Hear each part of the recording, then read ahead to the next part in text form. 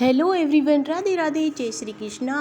तो धनतेरस 18 अक्टूबर को है। इसे हर साल कार्तिक मास के कृष्ण पक्ष की त्रयोदशी तिथि को ही मनाया जाता है। इस दिन खासतौर पर भगवान धन्वंतरी, कुबेर देव और माता लक्ष्मी जी की पूजा की जाती है। लोग इस दिन सोना, चांदी और नए बर्तन खरीदते हैं। इस दिन झाड़ू भी खरीदी जाती है और धनिया भी खास तौर पर खरीदा जाता है, जिसे शुभ मानते हैं। धनतेरस की शाम भगवान कुबेर और धन्वंतरी देव की पूजा के साथ साथ ही यमराज को भी याद किया जाता है। धनतेरस पर उनके नाम का दिया जलाते हैं, जिसे यम दीपदान कहा जाता है। इसी के साथ एक मंत्र भी पढ़ा जाता है। जानते हैं इसके बारे में इस वीडियो के द्वारा। तो धनतेरस पर हमें कितने दिए जलाने चाहिए? धनतेरस पर खास तौर पर 13 दिए जलाना बहुत ही शुभ माना जाता है। धनतेरस वाले दिन कैसे जलाए दिया? तो धनतेरस की शाम के बाहर, यानी शाम के टाइम बाहर कचरे के पास एक दिया सबसे पहले जलाना चाहिए। इस दिए का जो है मुंह दक्षिण दिशा में होना चाहिए।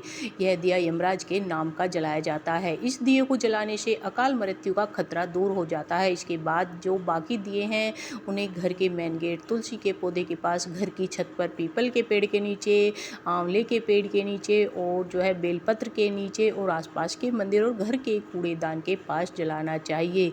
और जो दिए बच गए हैं उन्हें बाथरूम और खिड़की के पास जलाना चाहिए। यह शुभ होता है। कुल मिलाकर धनतेरस वाले दिन 13 दिए जलाने चाहिए। अब बात कर लेते हैं कि यमराज का दीपक क्यों जलाते हैं। तो यमराज के नाम से जलाए गए दिए को भाई दूज तक जलाने की परंपरा है। ऐसे में कोशिश की जाती है कि ये बुझ न पाए। इसे लगातार 5 दिन तक जलाना होता है।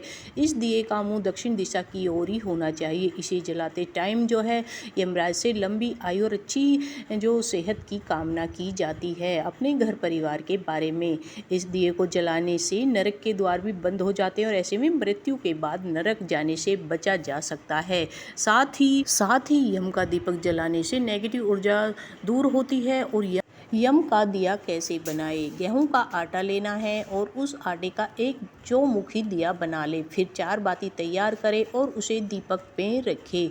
उसमें सरसों का तेल डालें। इसके बाद दिए के चारों ओर गंगाजल छिड़के। इसके पश्चात घर के मुख्य द्वार पर दक्षिण दिशा में उसे रख दे।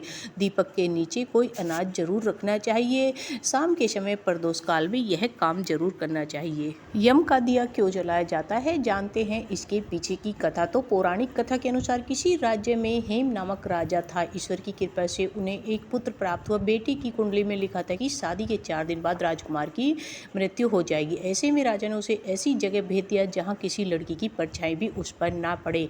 लेकिन वहाँ उन्होंने एक राजकुमारी से विवाह कर लिया। रीति के अनुसार विवाह के चौथे दिन यमराज के दूत राजकुमार के पास आ गए। राजकुमार की पत्नी विलाप करने लगी और दूतों से बचने का उपाय जाना। दूतों ने ये सारी बातें यमराज को बताई। तब यमराज ने कहा कि मृत्यु अटल है, लेकिन धनतेरस के दिन यानी कार्तिक माह के कृष्ण पक्ष की त्रयोदशी के दिन जो व्यक्ति दीप प्रज्वलित करेगा वह अकाल मृत्यु से बच जाएगा।